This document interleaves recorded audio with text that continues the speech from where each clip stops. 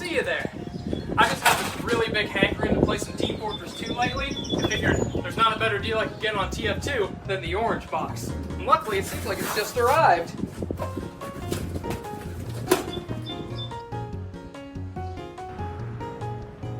Hello, this is Valve headquarters. Yes, I'd like to file a complaint. Team Fortress 2, the second game in the Team Fortress series of games.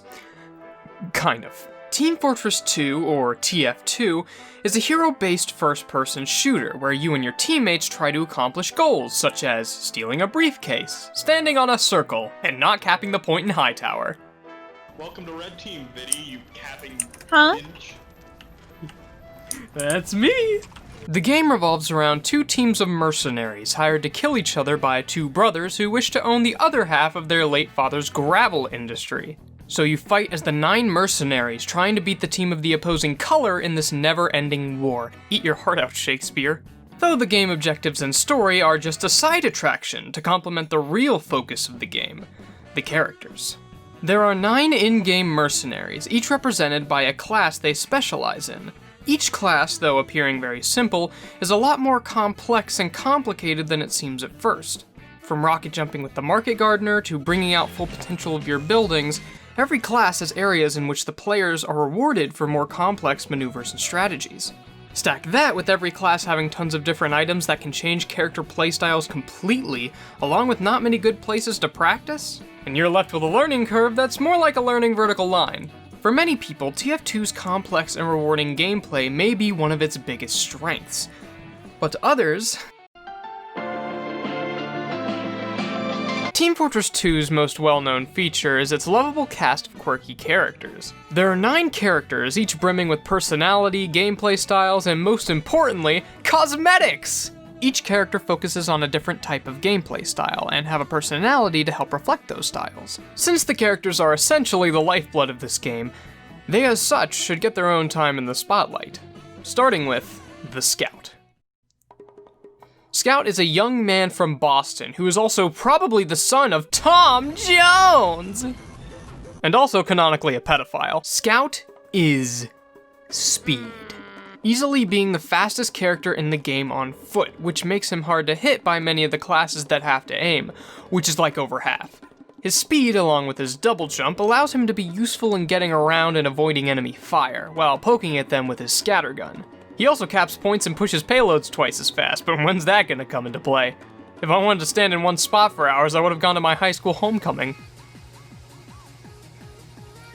Next up is the Soldier. Soldier is an extremely patriotic American who, despite him being a soldier, never officially served in the military. Though he did participate in World War II by flying to Poland and killing Germans, even after the war was over. If you couldn't tell by that statement, Soldier is a literal psychopath. A patriot who despises communists and hippies above all else. He tends to spend his time trying to kill his enemies with his shovel, shotgun, and rocket launcher. The latter he can use to traverse the map with rocket jumps. The Soldier is one of the strongest classes due to him not having a lot of reliable counters. Assuming the Soldier player is pretty decent, his controlled splash damage can take care of most classes, leaving it up to characters to overpower him, such as Heavy, a specialist to one-shot him, or a Pyro to air blast his rockets. His main weakness comes from his low clip size and recharge rate on his primary. With his high damage and ability to do plenty of complex movement, in addition to the vast amount of powerful items usable by the Soldier, he, in my opinion, has the highest skill cap in the game, which is in great contrast to the Pyro. Pyro is an enigma. We don't know a lot about the Pyro. We don't know their name, appearance, gender, or if it's even human. All we know is that the Pyro envisions itself in a fun, cartoony world, most likely not even realizing it's burning countless numbers of people alive. Pyro is essentially just one of those goth girls who like to burn things for attention, but with more confidence. So Pyro is by far the easiest character in the game, besides maybe Medic. If you can get close to an enemy, they are probably already dead. This is useful if being spawn camped or on maps with a lot of small rooms. Not to mention, unlike most weapons, the Pyro's flamethrower can hit multiple people at once, and hits them with afterburn, which does damage even when they aren't in the fire anymore. This makes Pyro very good at spy checking. Pyro's different flamethrowers also make them even more terrifying. The backburner makes every attack from behind a crit, and the Phlogistinator is an extremely powerful weapon while losing the utility of Air Blast. Now, Pyro's Air Blast is an extremely diverse and helpful tool. You can push enemies away from objectives or into hazards, you can extinguish burning teammates, and most importantly, reflect damaging projectiles like rockets, grenades, and arrows. Probably not arrows. These factors caused Pyro to be good with little to no skill at the game, which is what coined the term Rage Pyro. That's when people would swap to Pyro because they were upset about being trapped in their spawn for 10 minutes. The Demo Man's main ability is to trap the enemies in their spawn for 10 minutes, or until someone swaps to Rage Pyro or a medic. The Demo Man is a Scottish mercenary whose eye had been cursed by an evil bomb-related book. Thus, on pretty much every Halloween, you can fight against a powered-up form of the Demo Man's eye. Demo Man has one of the most complex and detailed backstories out of all of the mercenaries.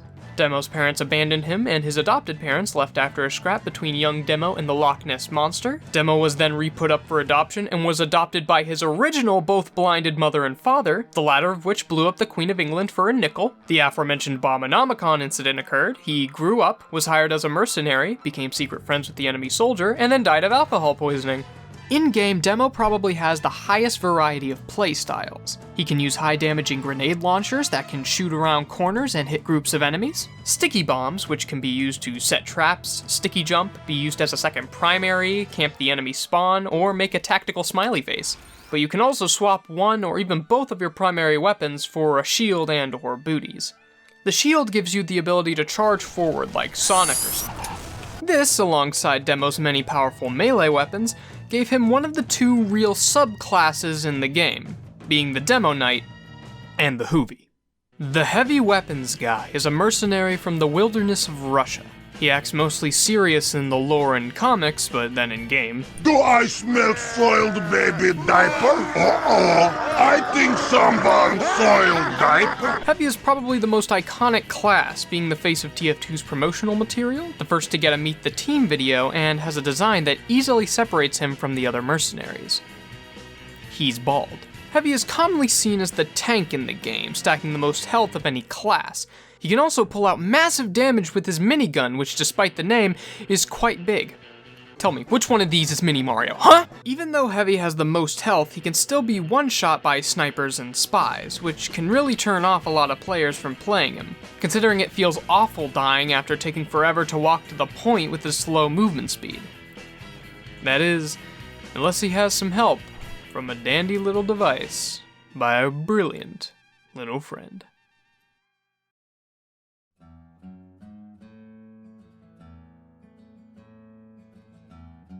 The disciplinary action. The engineer is a calm, collected engineer from the Lone Star State, and he's sort of an all-in-one package if you can pull him off right. The engineer can build devices that heal, provide ammo, teleport members between 2 points on the map, and build a gun.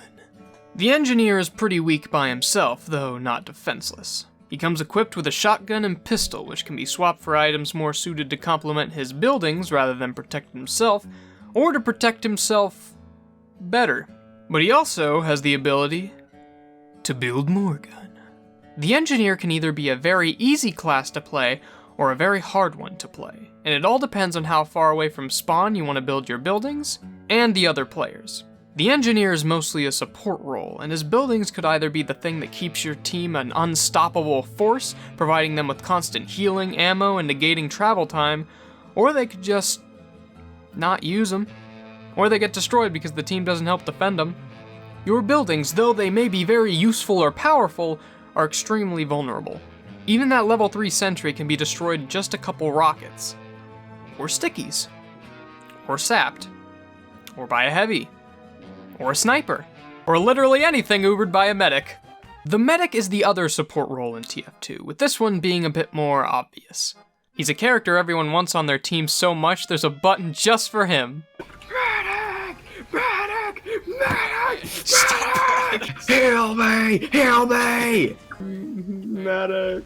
Medic is a German scientist who is, yep, let's just put him here. Medic is not a certified doctor due to him losing his medical license after stealing a patient's skeleton, and look, there it is! The medic is the healer of TF2. He heals with his metagun, and after healing enough wounds or killing enough fools, he can flip the switch and ubercharge, which makes himself and the heavy he's pocketing invincible for a couple seconds, or various other effects depending on the metagun that they selected. He also comes strapped with a needle gun, or more likely the Crusader's crossbow, a bone saw of some kind, and a dub also. Though the medic isn't defenseless, he is going to constantly be a high target to be picked off by spies and snipers.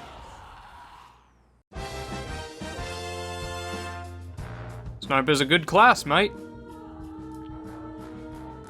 Challenging work? Outdoors? I guarantee you're gonna be hated. Because at the end of the day, someone on either team is gonna be mad about your skill level. The sniper is a well-mannered professional who was raised in Australia but born in the underwater city of New Zealand. The sniper uses a variety of weapons such as sniper rifles, bows, SMGs, knives, surfboards. The objective of the sniper is to get headshots. The spy is a mysterious character who we don't know too much about. We know a majority of his teeth are fake to hide items, and it's heavily insinuated that he is Scout's father. Aside from that, he has done well to cover his tracks. He is a spy after all. With his ability to disguise himself as other players on either team, turn invisible, and even fake his own death for clout. His ability to sneak behind enemy lines allows him to get backstabs on any unsuspecting class giving your team trouble, or even sap annoying sentries. However, if the spy is detected, there's not a lot you can do besides try a trick stab, kill with the revolver, or hightail it on out of there. The spy is considered one of the hardest classes to master due to the more precise nature of the class, and there is not a lot of room for error. Not to mention if there's a Pyro on the other team with a functioning mouse 1 button, you're already at a major disadvantage. Now, a bit of information that I found interesting is that in Team Fortress Classic, the spy had access to a hallucination grenade, which would cause players affected by the grenade to see and hear things that didn't exist. Speaking of Team Fortress Classic, Team Fortress 2, as the name suggests, is the second game in the Team Fortress series. But is it really? This game is a sequel to Team Fortress Classic. However, Team Fortress Classic was built after the original Team Fortress, which started as a mod for Quake, which, if considered a game, is the first hero-based shooter according to my 4 minutes of research. After the success of the mod, Valve kidnapped the Quake modders and forced them to make it again, but with the Half-Life engine. Now, considering this was a mod and not a full release, there is an argument that this is the second game, but if mods don't count, where's Defense of the Ancients Classic, Valve? Team Fortress 2 was released for the Orange Box in 2007, alongside Portal and Half-Life 2 Episode 1 and Episode 2, and the base game, which isn't Episode 1. I think it just took Valve a while to learn that you don't start counting with 0. Along with its release in the Orange Box, it was also released on its own on Steam for $20. Half a year after release, they added payload maps, and with later updates, added class staple weapons such as the Sandwich, the Force of Nature, the Dead Ringer, Girardi, but all that was overshadowed by the most important addition in all of TF2 history. Hats. Hats have been a symbol of class ever since they dropped in 2009 along with the Sniper vs. Spy update. However, they were a bit different back then. At that point in recorded history, there was no store to purchase thine hat. They were only received through random drops. You were seen to be mightier than the wisest king due to your fancy fedora.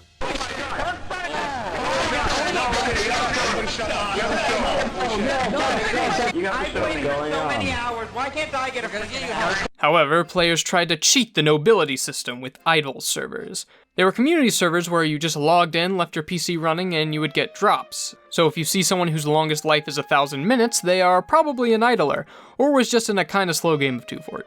Though now, there are plenty of other community servers that offer a lot of extra ways to play with custom game modes, like versus Saxton Hale, where everyone teams up against one super boss, sandbox servers where you can build forts and stuff, surf, and just more and more ways to play. Including trade servers, which didn't exist at the time, but now it's just people trying to scam each other out of fictional metal and clothes. More cosmetic items would be added along with new updates. Hats also became easier to obtain in the War update, thanks to the newly added crafting system, where you can turn items into other items. But that was nothing compared to what occurred one autumn morning. On September 30th, 2010, gamers all across the world felt a disturbance in their wallet. The Manconomy update released, and with it, the Manco store. A place to spend real-world money on virtual hats. And crates to maybe get a virtual hat. Now this was big. Terry, this Manco store idea of yours is the best one you've ever had. Can you please pass the salt? Yes, I just worry that one day in the future someone will use my brilliant idea of microtransactions for cosmetics and sell some sort of main game mechanic. Hogwash. It's a perfectly sound idea, and it makes us smackaroonies on top of it. But what if more people could buy hats from us? In June 2011, alongside the Uber update, TF2 announced that it was going free to play. What the f***? Valve was so happy about this decision that it is still the tagline of the game. And to the people who purchased this game for $20, have a hat. Since then, the game has been a game of hat-based economics, with trading, unboxing, gambling, and it just fills Valve's pockets one key at a time. Terry, thanks to your grand idea, I was able to buy my third car this weekend. Thank you, Gabriel. Thanks to all the new income, my wife and I can finally afford to have a daughter. Yes, congratulations, my boy, but, what if it's twins?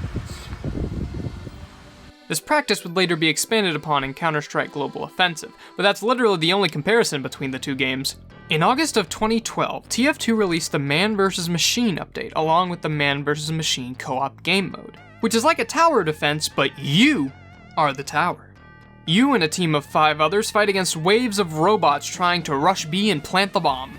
There's the boot camp version where you can play the game as normal, or you can buy an MVM ticket and get neat robo-killer items for playing the game.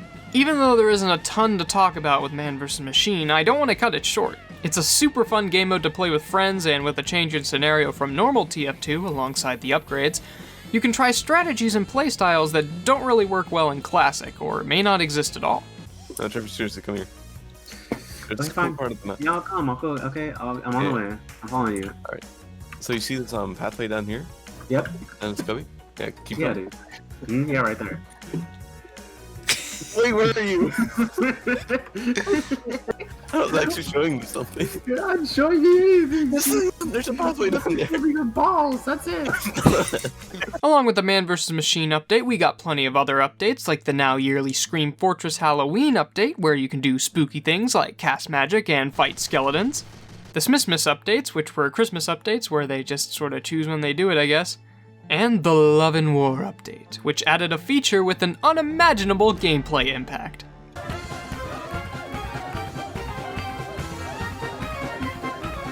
With one of the biggest updates being the Gunmetal update. This update added the option to do contracts from Miss Pauling, an assistant to the administrator who runs and sees everything on the battlefield.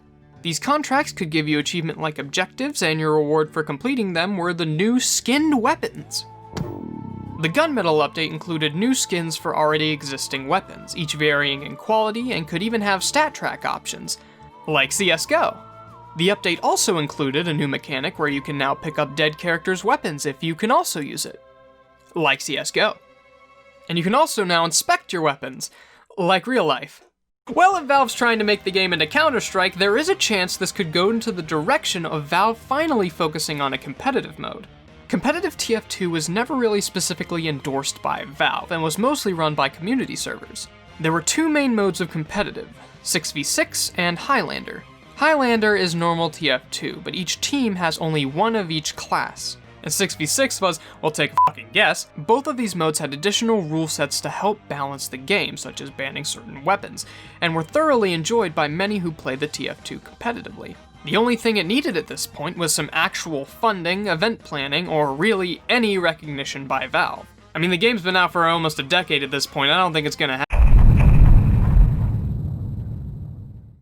The Meet Your Match update sure did come. In this update, Valve released their own official comp mode, which is 6s but without the weapon bans. Now this is something the community was asking for years, and it came, and it's here, and it sure is here. Competitive mode was clearly the big addition in the Meet Your Match update. I mean, it's not like anyone went, I f***ing love pastime! To make sure you don't accidentally put yourself in a game of man vs. machine, in order to access competitive, you either need a phone number associated with your Steam account, or the comp matchmaking pass. I still have mine from back when matchmaking was in beta, and let me tell you, competitive sure did come.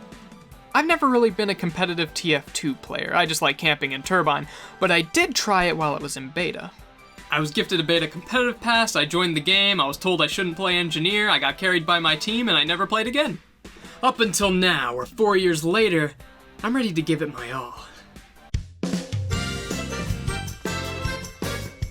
So that was an experience. I sat through a load time that was actually longer than the match itself. I picked Medic thinking I can't mess up Medic. I messed up Medic and we lost, and supposedly our Pyro was hacking.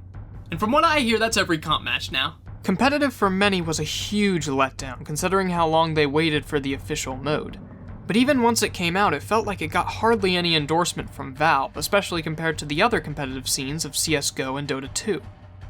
Now, something else noteworthy happened around the time of the Meet Your Match update.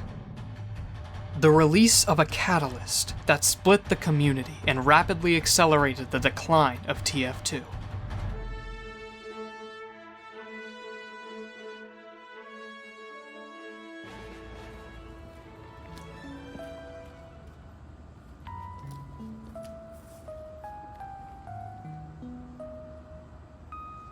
You know with continued lack of support, TF2 is gonna die, right?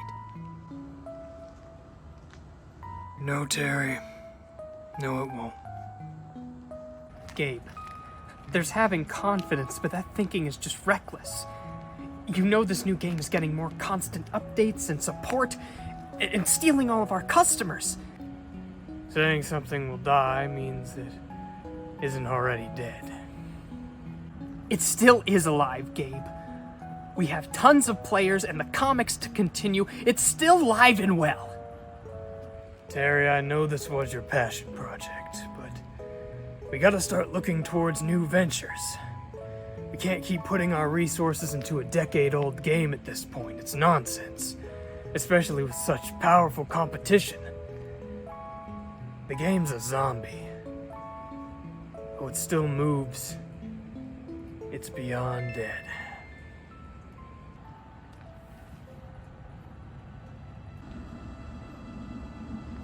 Starting tomorrow, your team is to begin work on Project Artifact. It's gonna be a huge hit. I know everyone's gonna love it. I'll see you tomorrow. The Meet Your Match update is the second most recent major update for the game, and that came out in 2016. The last major update was the Jungle Inferno update, which came out in October of 2017. It introduced some new maps, new contracts, items for the Pyro, and yummy banana! The updates since then have been holiday events and Saxy Awards, which the Saxy Awards that used to be annual events stopped almost immediately after Jungle Inferno came out. The Jungle Inferno update was the last one that the TF team promised to deliver, with people picking Pyro over Heavy to get their own update. As far as I can tell, the game has stayed pretty much exactly the same since that update came out, except its future just keeps looking grimmer and grimmer.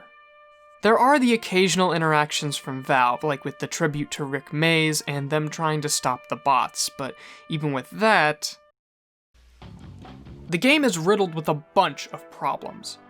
Like sometimes the party system won't let us add a sixth, the fact that players in a party can be team swapped when there are other randoms who can also be swapped, the long competitive load times, and the ungodly amount of bots.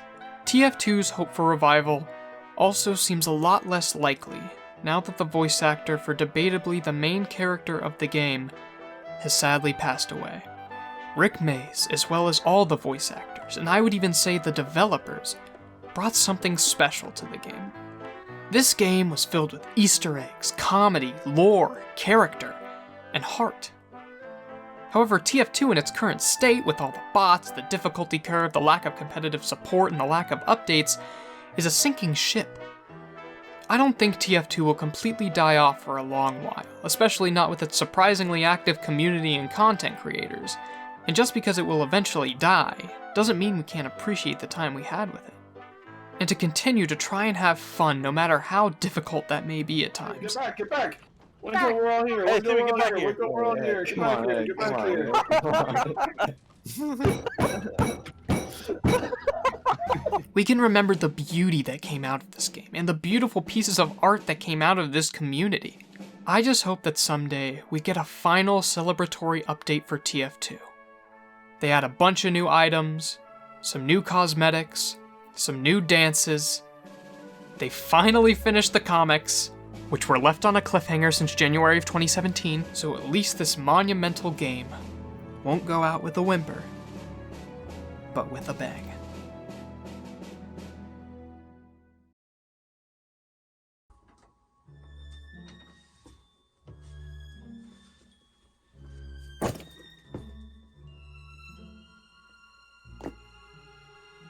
So Artifact was a commercial flop.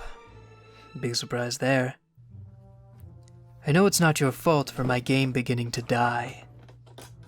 You just showed the people what TF2 could have been if handled correctly. It's not like you're a perfect game either, but I guess people just want new games now, huh? Not our fossil from over a decade ago. You even got a Nintendo Switch release. Can't say I don't respect you. But you tore away my passion project from me. And that is something I can never forgive you for. I know you're just a game, but I hate you.